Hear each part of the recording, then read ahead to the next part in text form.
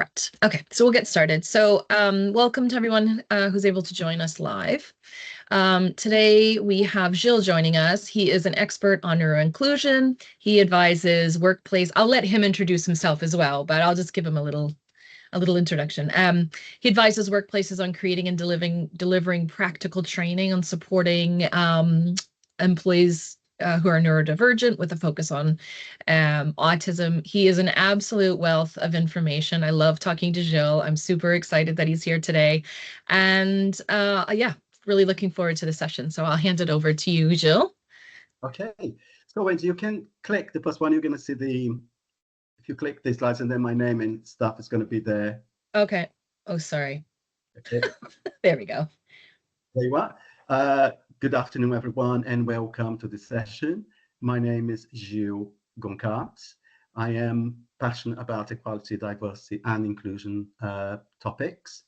I've been working on this area for over 10 years, and I'm always happy to talk about this. So a bit of background about me. Originally, I was a press officer, but since I've been in the UK, I retrained. I did a CIPD training HR. For those who are not in the UK, based CIPD stands for Chartered Institute of Personal Development, and I'm particularly interested in learning and development side of things.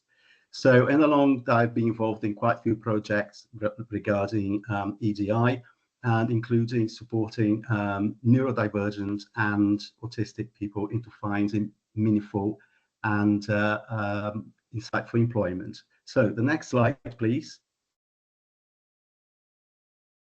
Right, so I'm going to be now just talking about the content of what we are going to be discussing this afternoon. So I decided to bring some sort of neuroinclusive terms, the most updated and current ones. So you may have seen this already in the literature, but I just thought it would be a good opportunity to sort of refresh what they mean. Then I'm going to be taking you through what is autism and the sensory environment, which is very relevant, particularly for the working place. And we are going to be discussing more touching base with ADHD, dyslexia, dyspraxia, and dyscalculia, and again, some aspects of talents, challenges, and what can be done to support that people that fall in this category as neurodivergent at work. So let's go, Wendy, for the next slide, please. Yeah, neurodiversity, it's the wide umbrella and describes the population as a whole. So, and recognizes the diversity of different brains that we all have. So we think differently, we behave differently, and we perceive them, but perhaps we do work in a particular way in order to bring more diversity to the workplace. Neurotypical, it's generally functions and process information in the way society expects or society is used to. But as opposed to neurodivergent, which is the next one, it's the brain works and processes information a different way. For the number of years that I've been working in this particular field, I noticed that there is a move to sort of, in terms of the terms, the language, in terms of being more inclusive as possible. And I can see a good movement and improvement on this. And the last one on this slide, this particular one, is the neurodivergence. So the neurodivergent is the state of being neurodivergent. So I'm quite sort of happy with these four particular terms. They are evolving. And this day and age, for instance, on my last employment, I met people saying, oh, I'm neurodivergent and I've got ADHD, or I'm neurodivergent and I've got a dyslexia. So the neurodivergent, it comes more sort of the first language because it talks about the person first rather than the condition or the disability they may have. So when we go to the next slide, please. But before we move to, yes, that's fine. You can, I just wanted to bring up about what is autism. So if you're thinking about a recent report for the CIPD, it says that 15 to 20% of the UK working population, they find that they identify themselves as neurodivergent. So if you imagine an organization that's got 1,000 employees, you may be talking about 150 and 200 employees, which falls into this category. So it's quite important that we are aware as organizations that we know what have you got in order to offer to this particular talent that can bring to the organization, for them to express themselves as they are and to retain them within the rank of our employees. So on that note, Wendy, it's your turn in terms of the concept of autism. Autism is a lifelong neurodevelopment condition that affects the way a person communicates and how they experience the world around them. So that is, I got it from the Ambitious About Autism website, which is, if you went, it clicks again, you're going to see that there. So autism, it's not, there is no cure for autism. It's not caused by a vaccine or bad parenting. In terms of the autism, there are 4 areas that we tend to discuss more in detail, which is the communication skills, the social interaction, the routine or repetition, if you like, and social environment for work. That is what we are going to be discussing the next one. Next slide. And Wendy, you're going to be touching one by one, okay, as I speak, and then I'll tell you when you touch the other one. So the sensory environment, and by the way, this list by any chance is exhaustive. So, but for the purpose of this presentation, I chose 7 that we can discuss today. So touch. So for some, we've got the main points about touch in terms of the temperature, texture, and other things that for some autistic individuals, if they are hypersensitive to it, they haven't got that enough for them to sort of to find that stimulus. So they may touch you quite a lot. They may approach you more in terms, for instance, to holding hands, or giving a high five, or being touched on the shoulder. For those who are undersensitive, they would deal with that quite okay. Of course, each person is individual, because once you meet one autistic person, you meet one autistic person. But if they are undersensitive, they will need quite a lot of a stimulus for that sense. So then perhaps within a work environment, we may see them relate to people in terms of what you're familiar with. But don't forget, if they are hypersensitive and to this particular to touch, they may not want to shake hands. And once I asked one autistic individual the reasons why, they said it's just the texture, hand to hand. They found it quite difficult to deal with, and that created a bit of anxiety on them to deal with things, to concentrate on that. Equally, if they high five or all this, it's going to be a bit more challenge for them. And so once the person said that what they would prefer, if person approach them, they can see people approaching them from the front and waving and nodding, listen, I'm coming along, I need to talk to you. Or even if you can send a message beforehand saying, I need to talk to you, let's meet at 1 o'clock and I'm going to go to your desk. So these are the things to consider, particularly in an environment, or in the work environment, if we are working with an autistic individual who's got sensibilities towards touch. The next one, Wendy, if you can touch twice, we are going to be talking about sound. The sound, an experience that I have, I was supporting somebody at work. They used to work in the bureau de change. And one day they were not aware. It's something that we thought later that we would need to tell them in more detail. And the fire drill, that noise went through. They heard the noise, but they didn't have a sort of what do I need to do? Even though if you've been to a fire drill, that's something quite loud, and you have to, in the real situation, you need to leave the ambience. But then they told me they didn't know why that noise and why that was happening. First, because they didn't know about fire drills. Secondly, that's one thing that perhaps I should have told them, the organizations they had for a reason of safety. And then when I explained to them what it was, and then we saw every Wednesday we are going to have this organization, they present fire drills, and what you have to do, it's not real. but sometimes they may sort of take you to the assembly point. That's what we need to do just for your safety. And one thing, leave everything behind.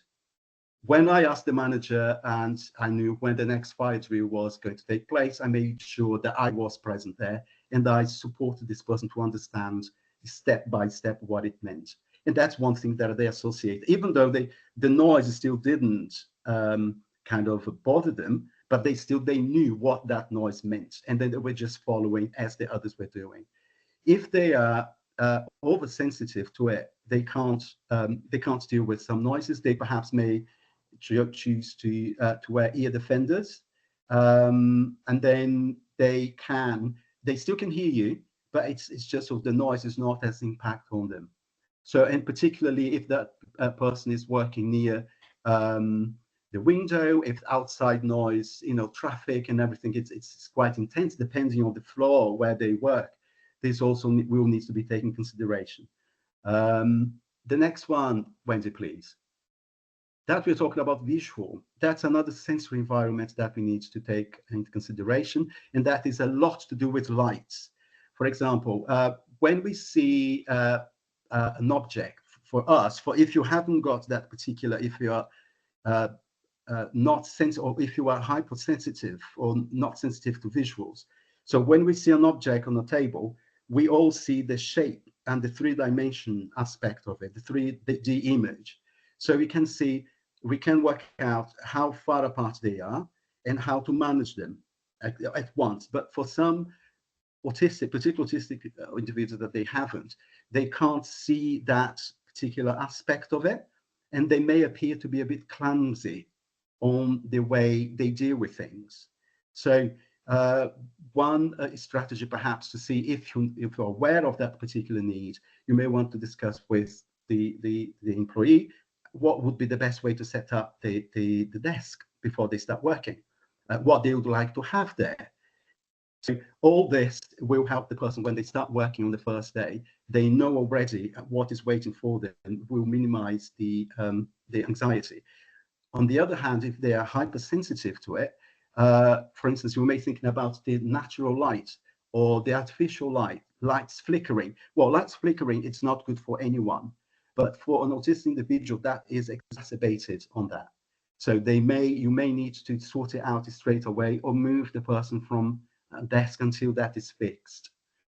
Also, the visuals in terms of if a particular office is quite cluttered, so that can be, and they can see it on the side of their eye.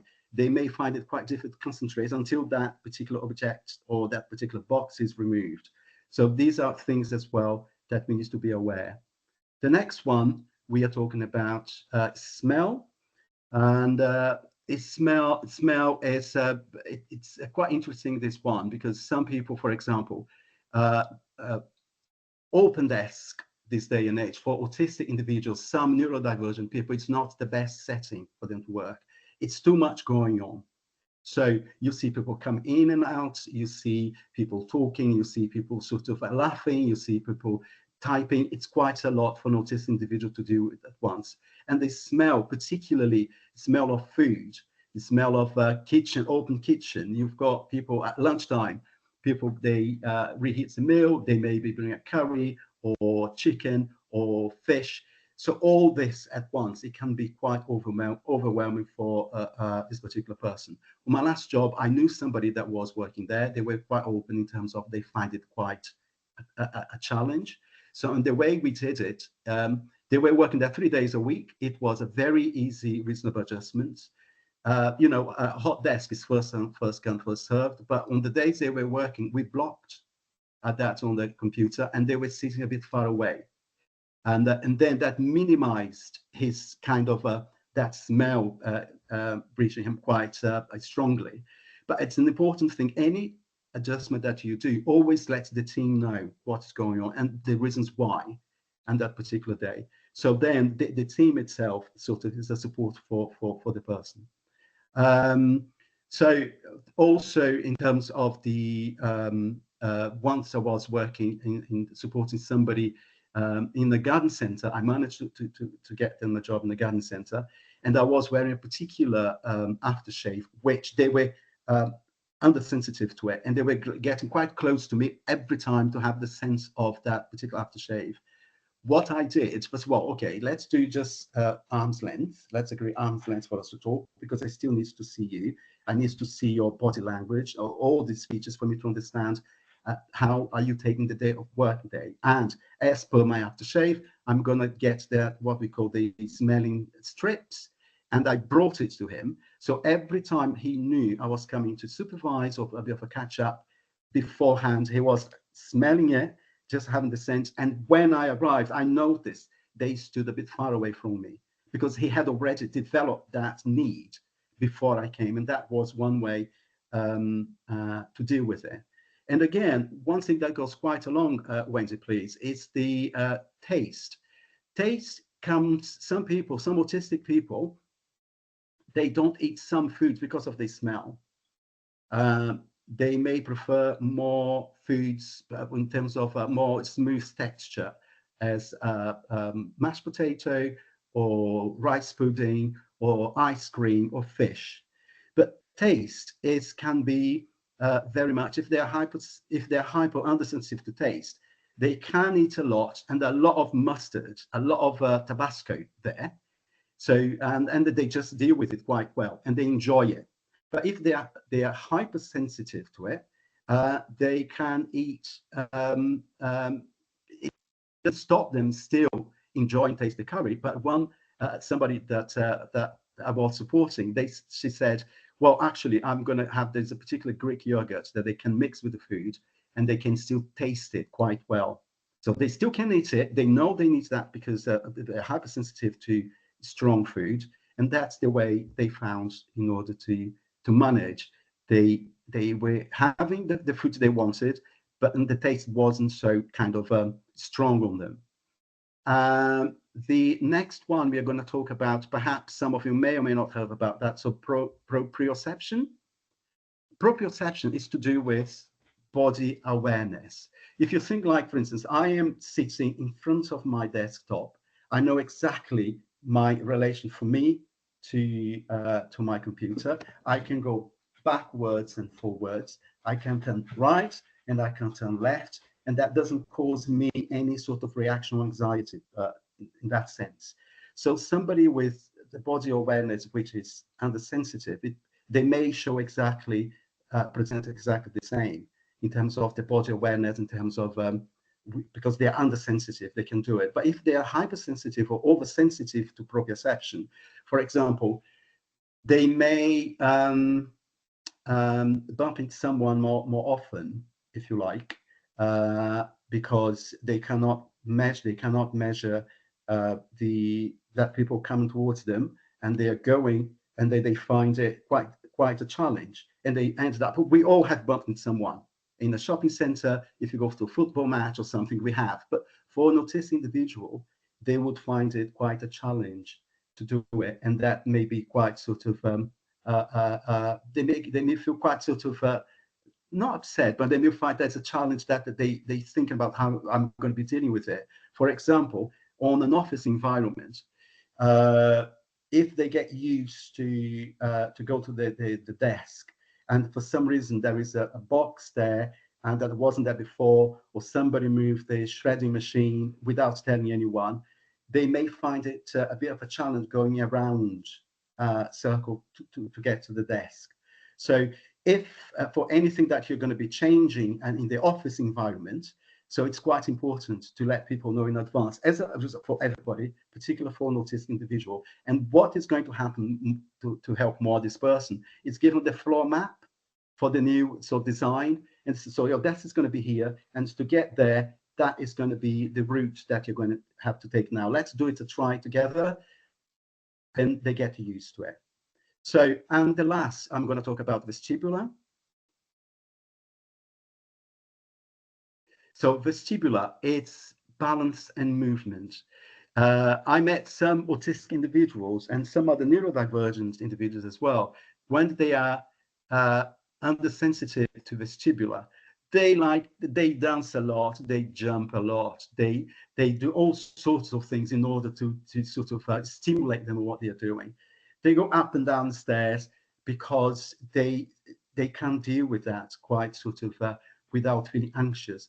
To the contrary, if they are hypersensitive to the balance and movement, they may find it a challenge, for example, to go on a lift up and because they're static in something else that's moving.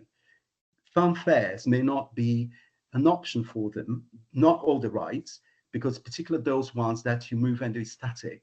So in an office in environment, perhaps that once they know in terms of the balance and the movement that they have to adopt, they are familiar with the office where they work, so that they can manage well. But again, one thing that I learned, anytime that you see a neurodivergent person, autistic person needs some support, the best thing is to ask what would be good for you.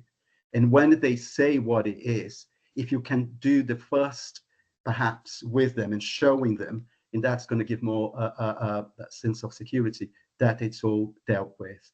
So in a nutshell, that is what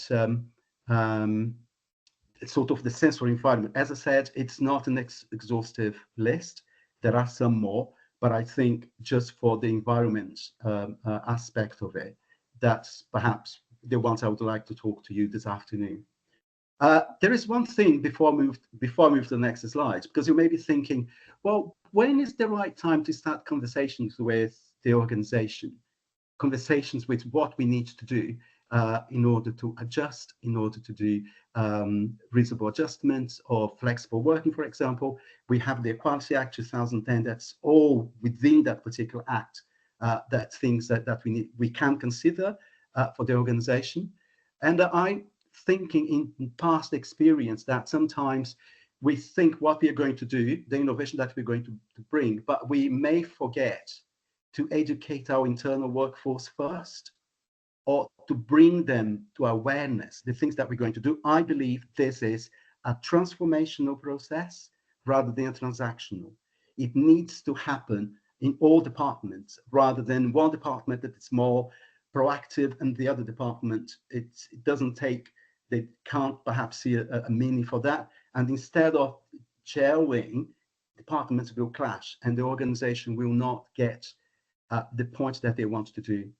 So one thing that I would say that I've seen before, organizations that they conduct an internal forum, or I know we, in terms of the surveys that they do, anonymous one, you may want to get somebody to do it for you externally to confidentiality, but then you need to sort of to measure what sort of the level neurodivergent requests or needs that you may have in the organization as a whole. So once you record that, it's recorded in a safe sort of process, and that you can assess it securely.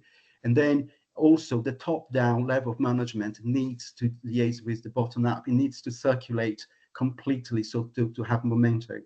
You need to consider the business case and the moral case to do it, and how you're going to be presenting it. One thing that recently I've seen, some organizations, they've got staff forums. So staff forums is a rich sort of, because it's the employee voice. So they may help you in order to encourage people to sort of to disclose whether or not they're neurodivergent, and if they are in what sort of a category they are. They are dyslexia, dyspraxia, autism, autistic. What sort of environment that would be the best for them to deliver the job, to deliver their skills and knowledge to the organization.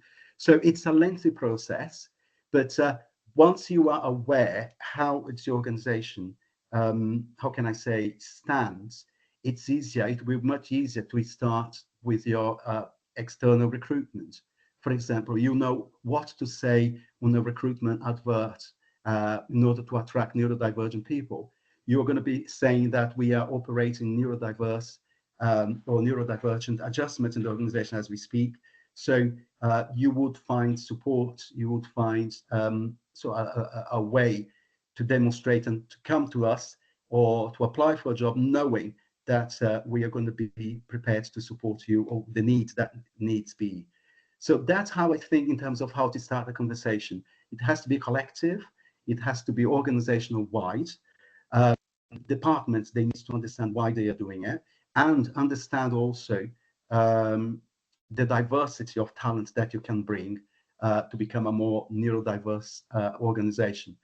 I've prepared towards the end, and Wendy and Lydia will send to you a particular report that from their report, and that says in there in the appendix, it says it's already there, lots of adjustments that you may want to ask your organization, that things you that may be important to them.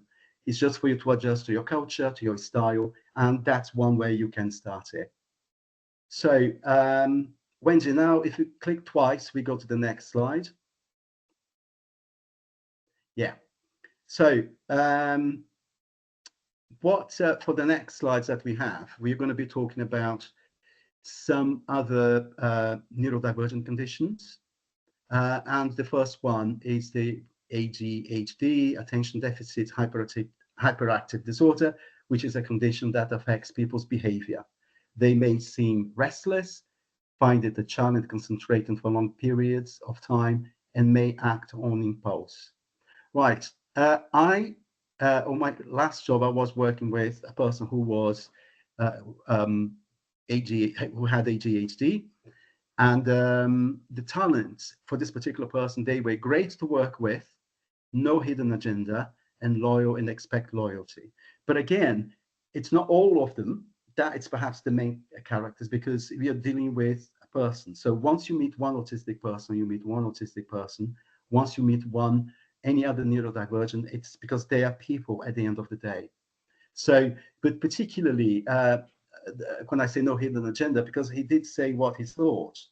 And then sometimes on our team meetings, we say, no, perhaps we may want to say, how do you think if you say that in this particular way, to readdress what you mean? It's exactly, but you're using more sort of inclusive words, less sort of, you hadn't been as confrontational, but you are still communicating your idea. So that's perhaps one thing that we work with them on our team meetings. The challenge is sometimes social cues and rules, sitting still. I had so many meetings with them in terms of one-to-ones, and I noticed that perhaps as we get to know more each other, they stood up and they moved all the time left and right in the room. And he apologized. No, you don't need to apologize, because I knew that was sort of regulating his anxiety. Perhaps it was he had a very busy day, and that was the way he was that he coped. Other ways, for instance, he had to deliver one-day training, 4 or 5 hours. He select more comfortable breaks so that he could stop and regulate himself in terms of to help with his concentration. And also remembering lots of instructions. For example, one day he was going to deliver training quite far away from where he lived. And then there was some changes in trains and underground. And then he was finding it, because they don't live in London, they were finding it a bit sort of a challenge. So we just sort of, with visuals, we managed to say that that's what you're going to do. That's you're going to be change the train that. And I'll make sure that I'll get a contact point for you on the actual organization. And they will be waiting for you on the main reception. So you don't need to ask for, they're going to be asking for you there before you even arrive. So that gave him a sense of a relief. And he concentrated on the actual content that what he's going to be delivering. Possible ways to support: monitor working hours and well-being, provide quiet and less disturbing areas, provide time for them to move and exercise. Also remember that because we are quite a lot of this as well, it was before COVID. So now we are working on a more sort of hybrid way. And if you need to do more sort of any adjustments, that is going to be for the number of days they be working in the office. And as long as all the team knows and how often they need to go, if they need to go to the office to do the job they're doing, because once they are at home, it's the safest place for them in the sense of all these sort of adjustments that we are talking about. And the next one, we are talking about dyslexia, which affects reading and writing skills. It's about difficulty in processing and remembering information they see and hear, which can affect learning and acquisition of literacy skills. That's for the British British Dyslexia Association. And I was really surprised to see on the BDA, you can also have quite a lot of advice for dyspraxia, dyscalculia, and because they can co-occur. So some autistic individuals, they also can be dyslexic, or some dyslexia people, they are not autistic. So it varies from person to person. As it happens, my somebody we used to work with quite recently, they are autistic and they also are dyslexic. And I noticed that the coaching skills presentations, it's amazing, and they're good sort of long-term memory.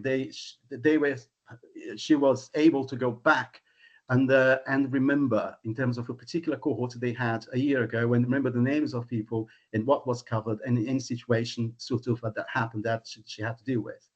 And also good at building and keeping relationships, particularly within the working place.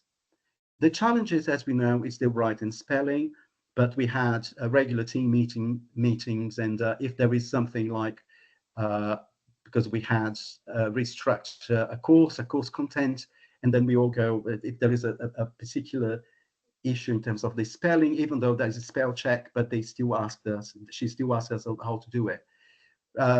Also reading aloud, and sometimes they felt quite sort of a challenge to read it aloud for us. We just read it as we had to document together, and retrieving words. Sometimes they forget synonyms, or that means the same thing in a different situation. Possible ways to support, again, provide extra reading time, follow-up instructions on an email, and agendas and slides before meeting, which I always send to her before the meeting. And also sometimes, if you were delivering training, we had a request for a deck, slide deck in PDF, because some of the delegates, they were dyslexic. So we sent that beforehand so that they could read, particularly if they had a word they didn't know, or if there is something that wasn't make sense, because they want to enjoy the most of, the entire session. And I had emails back asking what it was, and I just told them what it meant and what we want to mean with this particular presentation. So the next slide, we are going to be discussing dyspraxia. No, it's one back. You went one. Oh, dyspraxia, yes. Dyspraxia. Sorry, Gil. Never mind. Dyspraxia. There is one thing that I learned recently. Where I live, we've got some nurses working on the road. We always talking about health issues and stuff, and they were told me that one particular patient had a DCD. And I said, DCD? And they said, yeah, developmental coordination disorder, or dyspraxia. That's another name for dyspraxia. It tends to, health professionals, they refer dyspraxia as DCD more often than dyspraxia. That's one thing that I learned new, and I decided just to put there to share that with you too. It's a condition that affects movement and coordination, such as tasks requiring balance and playing sports. Dyspraxia can also affect an individual's fine or motor skills, such as using scissors, tying shoelaces, eating with utensils, and tripping over. So that can reminds us, because when we're talking about proprioception and vestibular, that sort of goes side by side. Not necessarily they are going to be autistic, because particularly I've met people with DCD, their communication skills and the social interaction wasn't, they could, like a neurotypical person, if you like. And it wasn't in terms of some adjustments and some consideration that we have to do if we're working with an autistic individual, but they were just had the DCD. So I can see sort of the differences now after a few years, exactly what it is. The talents, good long-term memory, and empathy, and building relations with others. That is amazing, particularly working relationships, or if they're dealing with external clients, and the customer service that they can bring. It's amazing. The challenge is sometimes poor balance. Two balances there, but I meant poor balance in movement, the clumsiness, and personal organization skills in terms of executive function, how to plan your diary, how to do what you're going to be doing that particular week, what comes first, and sometimes to prioritize things. So they may, if you're supporting somebody with dyspraxia, they may ask you in terms of some help in the busy week, which perhaps comes first, or what they consider comes first, and sort of negotiate that particular week with them. Ways of support, again, encourage them to find a quiet place to work. If they are at home, that is not necessary, but if they are in the office, some organizations, they have the pods where they can book it and they can work from that. And so if it's booked, kind of first come, first served, as long as you tell that particular employee that they made, if you know that well in advance, the diary, you ask them to book 4 or 5 days in advance, or 5 sessions in advance, so it guarantees they're going to have their pods there for them. Short-term and long-term tasks, altogether, perhaps, I've done this before with autistic individuals. I just put in terms of short-term, and just a glance of what in the long term, what may need, and we discussed the date to discuss that later, because some of the long term, it was connected with the short term, so they would need to be sorted before. And so at least that I was in control in terms of as and when, and they could concentrate on what they need to deliver in the short term time. Opportunity to observe others when learning something new. Now it's shadowing dyspraxia. They can see exactly the components, what comes first, second, third, and the entire picture altogether. And the last but not least, we are going to be talking about dyscalculia. Oh, something like that. Dyscalculia, I think dyscalculia, I think. Sorry, in terms of my pronunciation here. Is a learning difficulty that affects the ability to use and acquire mathematical skills. It's often experienced with dyslexia and or dyspraxia. Yes, that is true. And again, talents, creative and artistic talent, intuitive thinking, great organizational skills they can bring, and particularly in terms of organizational skills, for those that I met in terms of the executive function, to plan the diaries and what comes first, second, and to prioritize, they're very good. The challenge is it's difficult using steps in math operations, difficulty sequencing information and events. For example, there is a weekend and you say, well, how was your weekend? And when they start saying, they perhaps jump some of the things they are trying to express, which makes sense to their continuation. Then you need to ask them, listen, just tell me about how did it happen, what happened before? And then we need to go back and then just sort of to sequence the information of events they went through. Again, learn better by shadowing someone rather than by theory. And the ways to support, to use assistive technology, Excel and Outlook calendar, provide quiet and less disturbing areas, which is common to all of them, particularly on pods in organizations. If the organization's got it, it's a very good one. I know some people that if they were lucky enough in the summertime to work near the park, they somehow went to the park with some, in terms of to think, a meeting, because the environment, the heat, and away from the office, that helps them too. And provide time for them to move and exercise like ADHD people.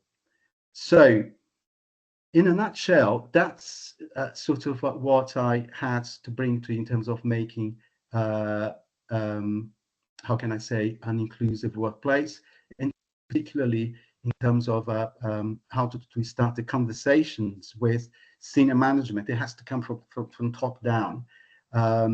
It's sometimes you want to make some changes, but if the changes are going to be not to be ephemeral, to be sort of long term, it needs to sort of to get the support of the senior management for that to make a change, and then you can make how can I say, and your recruitment, external recruitment is going to be much better.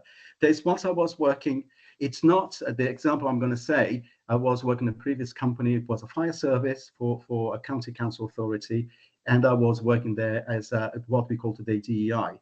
And they want to bring more women and ethnically diverse. We are using more of these terms now rather than BAME, and members of the LGBT community into operational roles. So that took my department, myself and two more, we were leading on this in terms of talking to the organization first.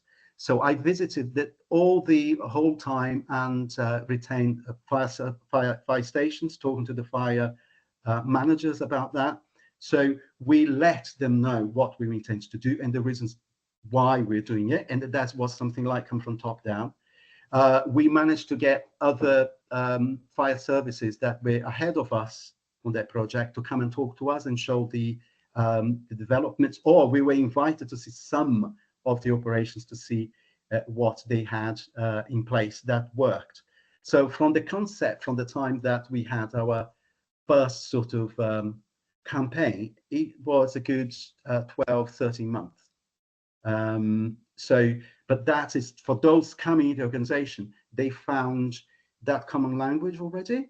For those who were recruited, they found that support that they were sort of use in order to make them a good firefighter, to deliver the service and the safety for the community.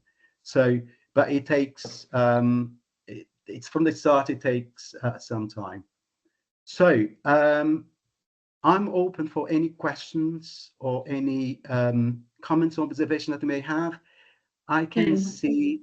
We've got a couple in the chat, so I think we'll do those first, and then people can unmute. We'll put them in the chat if they'd rather. So Gemma asked, having to continually advocate for yourself and train others is often difficult for neurodivergent people. How do you overcome that and put the emphasis on others to learn?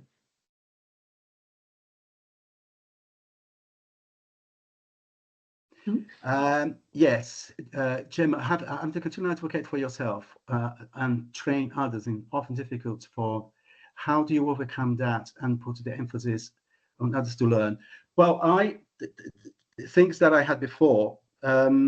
If there is somebody in an organization that is quite open about the neurodiverse, and to bring expert by experience, if you like, and people talking about their own journey in terms of being accepted. Where the place where I was working last, we managed to recruit some of our trainers. We were asking for expert by experience, meaning we were looking for autistic individuals who had the training ability and the knowledge and could communicate it.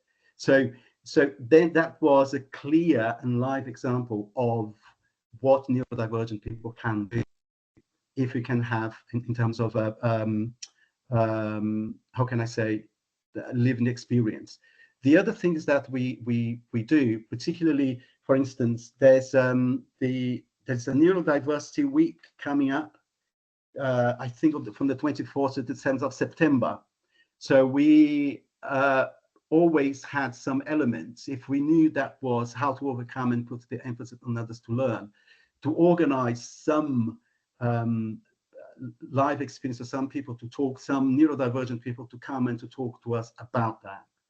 I selected, you're going to see in terms of the resources that I put there, the BBC Three, they've got amazing, about 8 clips, which it's all made by neurodivergent people and saying what they would expect people to have in place for them to flourish.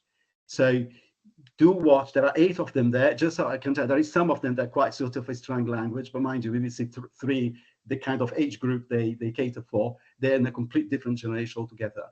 But it's that once you have lived experience people, if you can, it exists in your organization, if you have, for instance, where I was working, we have an ability network, for example, and that was to do with mainly mental health and autistic people themselves. And some of our presentations that we had, we invited lived experience people to be there, and they could see for others to see that is possible, that can happen, as long as they believe it and make the adjustments required. I hope, does it, what is that, what's Gemma? What was the first one? Yeah, Gemma. Gemma, does it answer? It Or does, did it thank answer? you. Yeah, okay. We have another one. Julie, do you find neurotypical co-workers receptive of accommodations for neurodivergent workers? And how do you handle those who aren't? Yes, I do. There is always resistance. You're going to find resistance in anything that you do, either because they may not understand what neurodivergent, what it means, and then perhaps it may need some sort of groundwork to express that, or they will find in terms of, for example, when I was in the fire service, some of the firefighters, they thought, well, if we bring, at the time, if we bring women to work as a firefighter, I don't want to do their work either, because they were looking at the physical aspect of things, whereas all the appliances being adapted, it's the technology is being there to revamp it. You didn't need to be necessarily only a man to operate that. So I would say, in terms of accommodations to organize,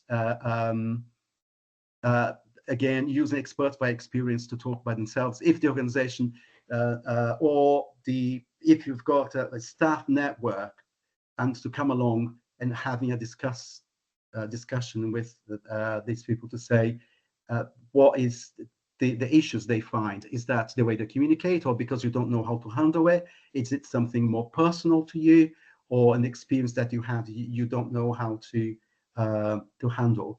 But that it's education, it's learning more and more, and learning it may take some time to settle, but there will be, and particularly in some industries or some organizations, but it's given the employee voice. If you work in an organization that you've got the staff networks, they are a good one to approach, particularly with the sense of intersectionality, because you may have somebody who is autistic, who's also black, or who's also ADHD, but they may sort of be part of the LGBT community. So there's this whole range of diversity of people, what they can bring to work.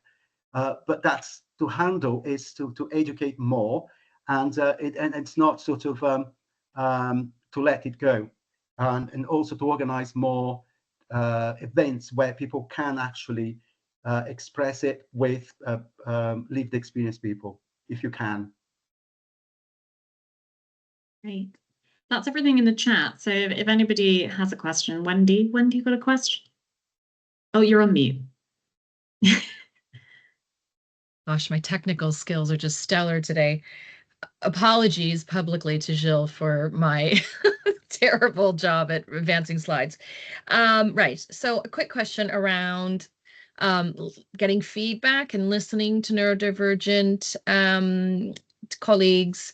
So just, you hit on a lot of things. So around, social challenges, maybe language processing, and just even, my son is autistic and he really struggles with nuances, like if you don't ask exactly the right questions. So I was just wondering if you have any tips around listening, whether it's around work or around employee experience, just approaches to help get a more diverse sort of feedback from everybody, including neurodivergent people. So I was just wondering if you have any advice.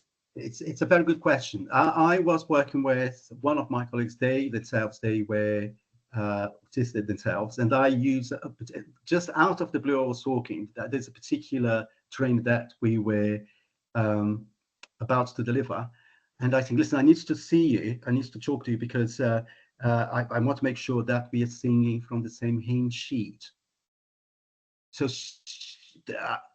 I noticed that she listens, and then she was kind of as we went along, and I said, listen, is that something like that I said, no, because I don't know what this means.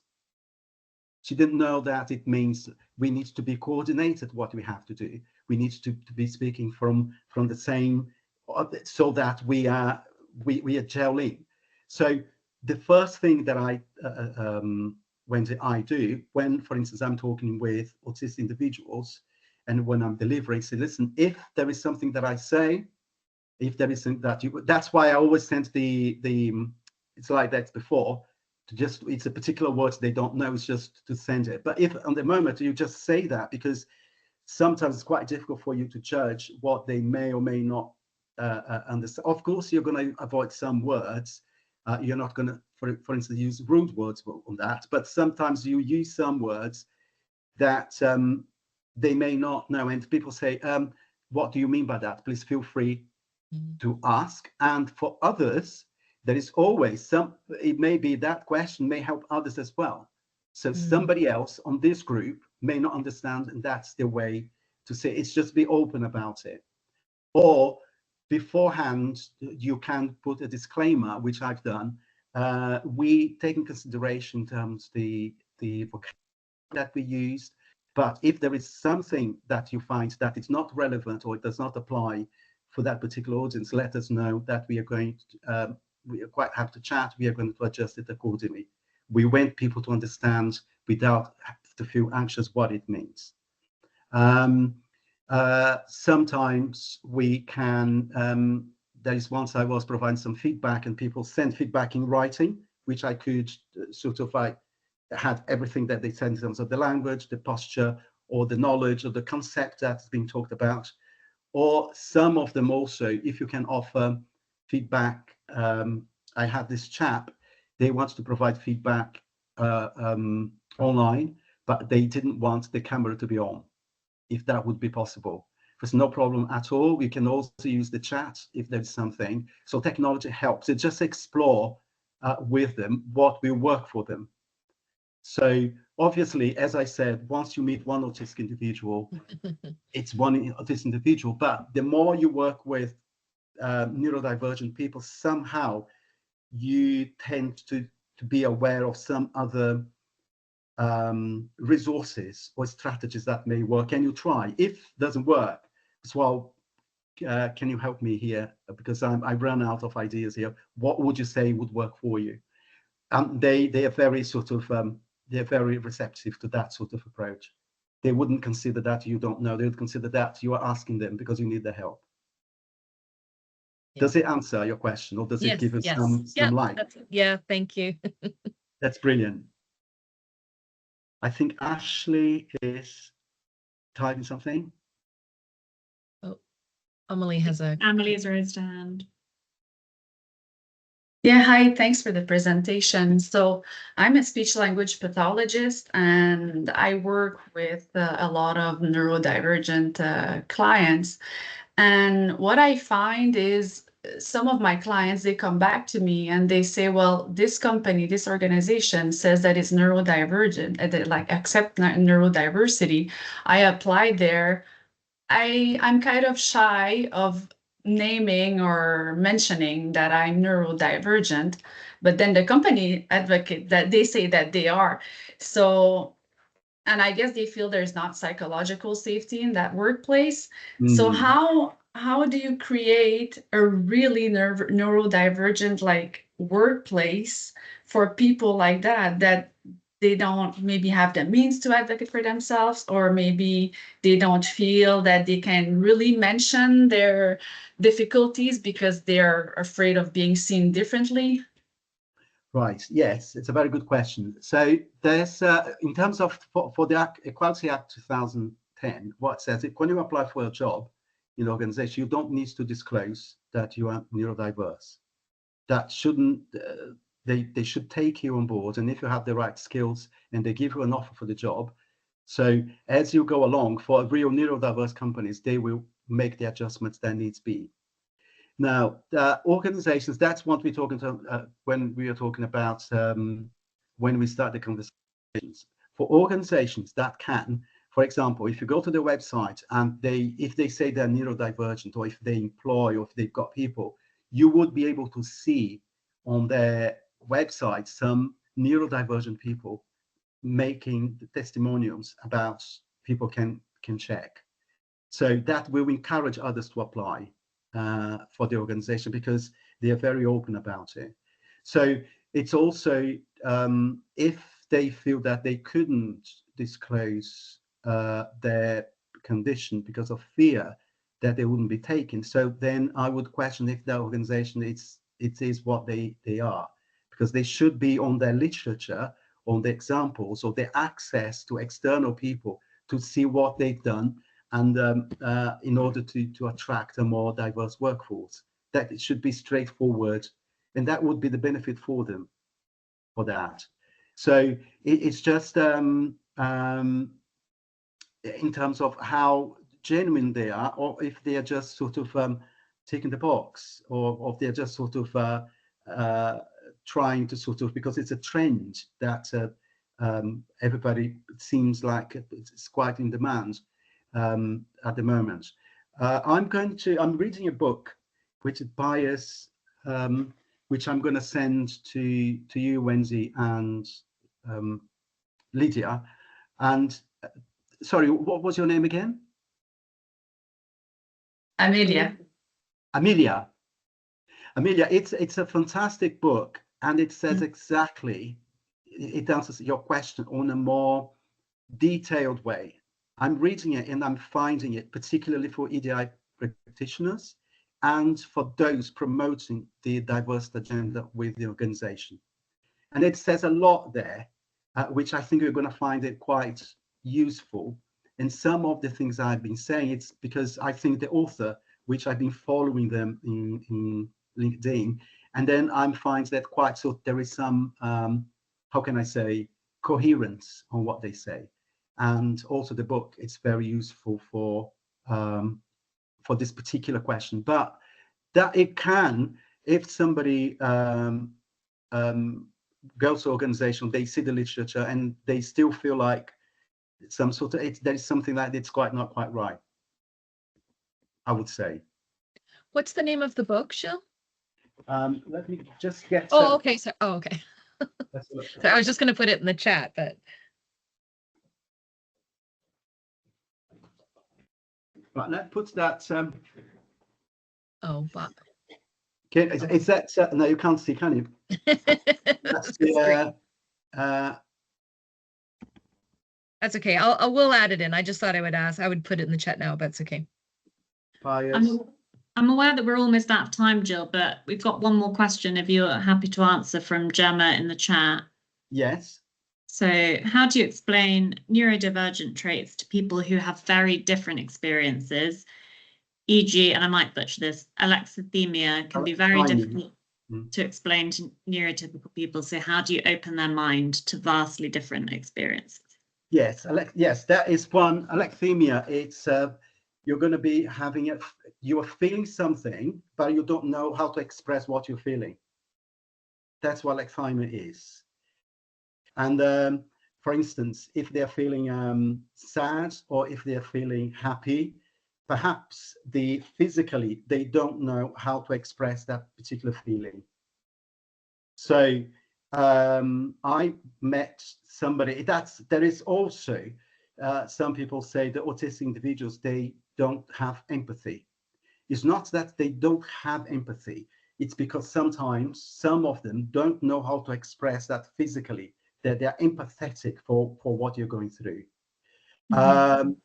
So it's just in the sense of Gemma, I would say, to explain to neurotypical, so how do you open their minds to so vastly different experiences?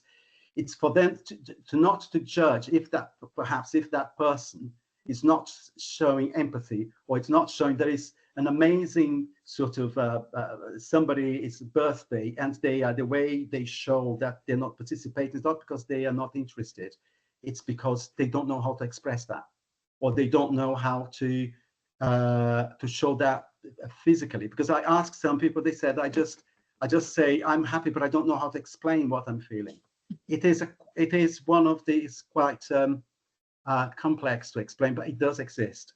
But as long as people say that that's how they're feeling, and they acknowledge that it's a happy, I know it's a happy moment, but I don't know how to express it. I know it's a not as happy moment, but I don't know how to express it either. It's just because it's not within me. Yeah, yeah. My son struggles if he's having overwhelming feelings about it in that moment.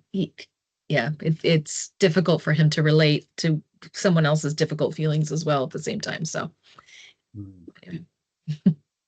Okay, we've got Bias Was a Genius by Team. Amelia, that is there. You can get it on Amazon, and it's brilliant. I started reading yesterday, and I'm sort of halfway through now. We love a book recommendation here at Harkn. Yes, It's all we ever do is recommend. And we can also, if you want, you can follow Tim on LinkedIn as well, and you can follow what he does. So far, it's one of the authors very much for your question that they come with what I want to hear. Yeah. Brilliant. Brilliant. Well, Thank you. That was a fascinating session, Gil. Thank you.